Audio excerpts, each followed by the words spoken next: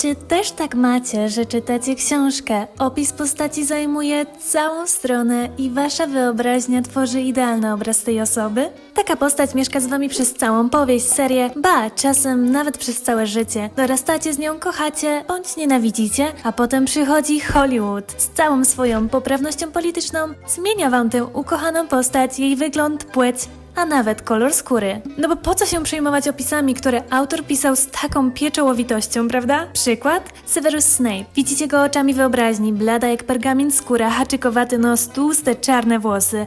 A oczy jak tunele bez końca. Tak był opisywany w książce. I wszystko to widzimy, kiedy mówimy Snape. Obviously.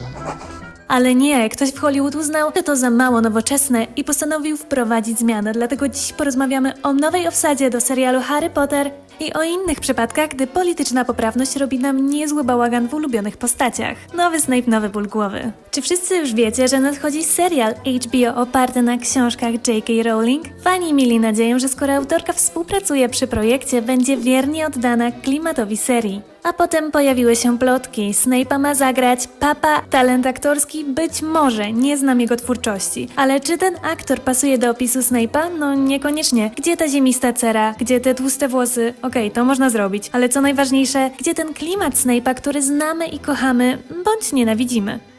How dare you stand where he stood? Zwolennicy decyzji powiedzą, przecież to adaptacja, trzeba się unowocześniać. Jasne, unowocześniajcie, ale czy to znaczy, że można ignorować oryginał? Czy naprawdę wierność książkom jest passé? A co z tymi, którzy dorastali z tymi postaciami i mają je wyryte w wyobraźni? O, mam pomysł, dajcie znać w komentarzach, kogo widzicie w roli Snape'a. Ja mam swojego faworyta, albo przynajmniej kogoś w tym stylu. Ciekawa jestem waszych typów. Ale to nie tylko Harry Potter, to plaga Hollywood. Kontrowersje dotyczące rasowej zmiany postaci to nie tylko kwestia Harry'ego Pottera. Podobne dyskusje wywołały zmiany w adaptacjach, takich jak nadchodzący Jak wytresować smoka, gdzie historia ma miejsce w wiosce wikingów, a rolę Astrid, szkockiej dziewczyny wojowniczki, odgrywa, no nie oszukujmy się, dziewczyna, która nie jest biała, ani nie ma blond włosów. A Śnieżka?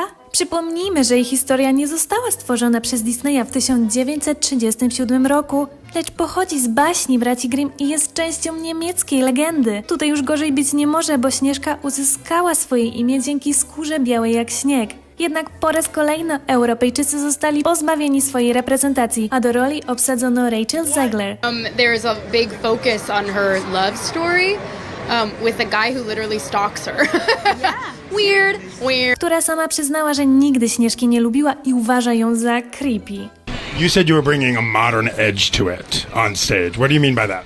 I just mean that it's no longer 1937, and we absolutely wrote a Snow White that is not going to be saved by the prince. She's not going to be saved by the prince, and she's not going to be dreaming about true love. She's dreaming about becoming the leader she knows she can be, and the leader that her late father told her that she could be.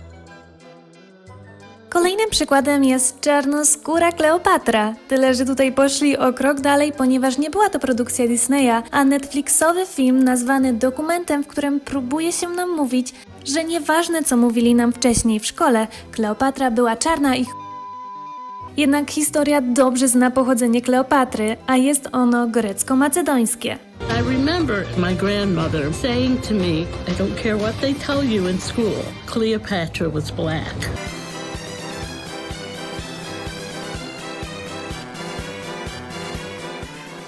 A jak już jesteśmy przy Grecji, znów ma powstać nowa filmowa adaptacja Herkulesa, greckiego mitologicznego herosa. I już chyba znacie schemat. Tak, pojawiły się plotki, że ma go zagrać Michael B. Jordan. Czy to dobry aktor? Oczywiście. Czy wygląda jak mitologiczny Grek?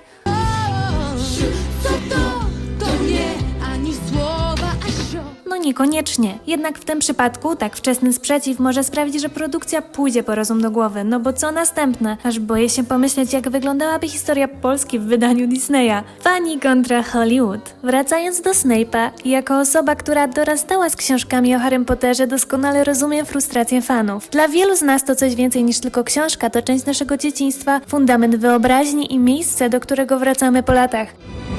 After all this time.